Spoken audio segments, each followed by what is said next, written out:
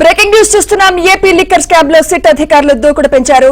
Liquor scam నిందితులుగా ఉన్న రాజ్ కసిరెడ్డి, చాణక్య, అవినాష్ రెడ్డి ఇళ్లు, కార్యాలయాల్లో సిట్ అధికారులు సోదాలు చేపట్టారు. హైదరాబాద్ సహా పలు ప్రాంతాల్లో తనిఖీలు కొనసాగాయి. విచారణలో నిందితులు చెప్పిన సమాచారం ఆధారంగా సిట్ అధికారులు తనిఖీలు చేశారు.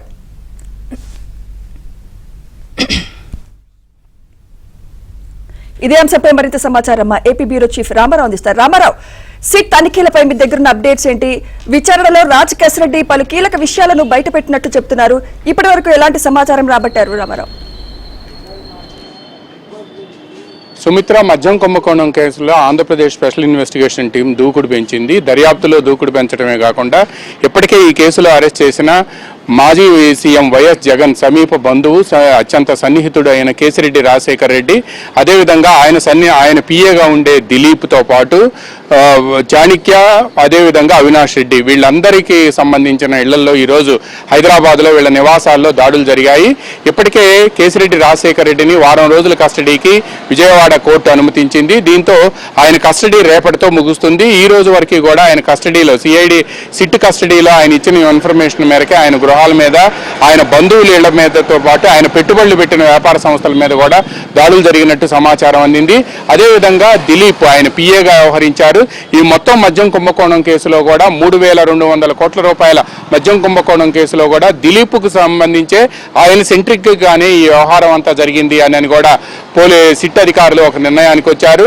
అదేవిధంగా దిలీప్తో పాటు చాణక్య కూడా మొత్తం ఏదైతే కేసిరెడ్డి రాజశేఖర్ రెడ్డి లిక్కర్ గ్యాంగ్ ఎవరైతే డిస్టిలరీల నుంచి ముడుపులు తీసుకుంటున్నారో ఆ ముడుపులు వసూలు చేయడంతో పాటు వీటన్నిటినీ కూడా ప్రతి వారం 50 నుంచి 60 కోట్ల రూపాయల వరకు కూడా వాళ్ళకి కేసిరెడ్డి రాజశేఖర్ రెడ్డికి అప్పగించిన వ్యవహారంలో చాణక్య కింగ్ పిన్ను, చాణక్యకి అనుచరులుగా ఫైజ్తో పాటు మరికొంతమంది కూడా ఉన్నారు. వీళ్ళందరి దగ్గర నుంచి కూడా అంటే డిస్టిలరీల నుంచి ముడుపులు తీసుకోవటం, ఆ ముడుపులు తీసుకువెళ్ళి రాజశేఖర్ రెడ్డికి ఇవ్వటం, ఈ విధంగా వసూలు చేసిన చాణక్య ఇంటిపై కూడా పోలీసులు సిట్ అధికారులు దాడులు చేశారు. చాణక్యాన్ని కూడా పోలీస్ కస్టడీకి ఇచ్చారు. పోలీస్ కస్టడీ 3 రోజుల పాటు జరిగింది. ఈ కస్టడీలో అతను అనేక ఆసక్తికరమైన విషయాలు వెల్లడించినట్టు తెలిసింది. వాళ్ళు ఇచ్చిన సమాచారం మేరకే ఈ రోజు ఉదయం నుంచి కూడా ఇప్పటి వరకు కూడా వాళ్ళ ఇళ్లపై వాళ్ళ ఇళ్ళు, బంధువుల ఇళ్ళు, అదేవిధంగా ఎక్కడైతే సరే కొన్ని సంస్థల్లో పెట్టుబడులు పెట్టారు అని చెప్పి వీళ్ళు చెప్పారో వాటిపై కూడా దాడులు నిర్వహించినట్టు తెలిసింది. పలు కీలక రికార్డులను కూడా స్వాధీనం చేసుకున్నారు. ముందుగా ఏవైతే సంస్థలు ఉన్నాయో ఆ సంస్థల్లోకి పెట్టుబడులు ఎలా వచ్చాయి, 2020 నుంచి 2024 వరకు కూడా కొన్ని సంస్థల్లోకి అపరిమితంగా పెట్టుబడులు రావటం, ఈ పెట్టుబడులు ఇన్వెస్ట్మెంట్ రావడానికి సోర్స్ ఆఫ్ ఇన్కమ్ ఎక్కడి నుంచి వచ్చిందనేది కూడా సిట్టు బృందం ఆరా తీస్తుంది.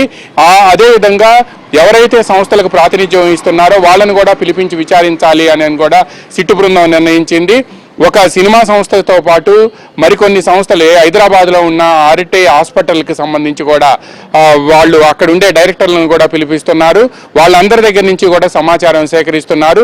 ఇందులో కేసిరెడ్డి రాజశేఖర్ రెడ్డి ఎంతవరకు నిధులు పెట్టుబడులు పెట్టారు, ఈ పెట్టుబడులు ఎలా వచ్చాయి, ఎక్కడి నుంచి వచ్చాయి అనేది కూడా ఆ బోర్డ్ ఆఫ్ డైరెక్టర్స్ని కూడా అడగాలి అని చెప్పి నిర్ణయించుకున్నారు.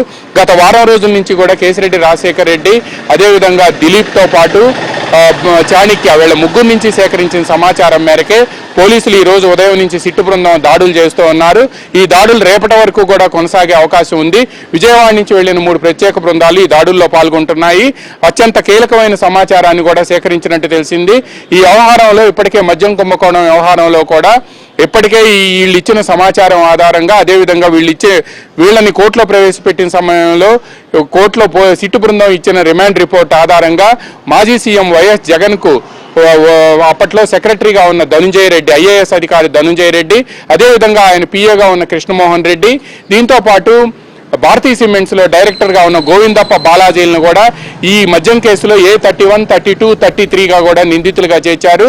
దీంతో ఈ కుంభకోణం వ్యవహారం కూడా తాడేపల్లి ప్యాలెస్ వరకు కూడా వెళ్ళింది అని కూడా చెప్తున్నారు. ఈ నేపథ్యంలోనే ఈ రోజు జరుగుతున్న దాడులు అత్యంత ప్రాధాన్యతను సంతరించుకున్నాయి.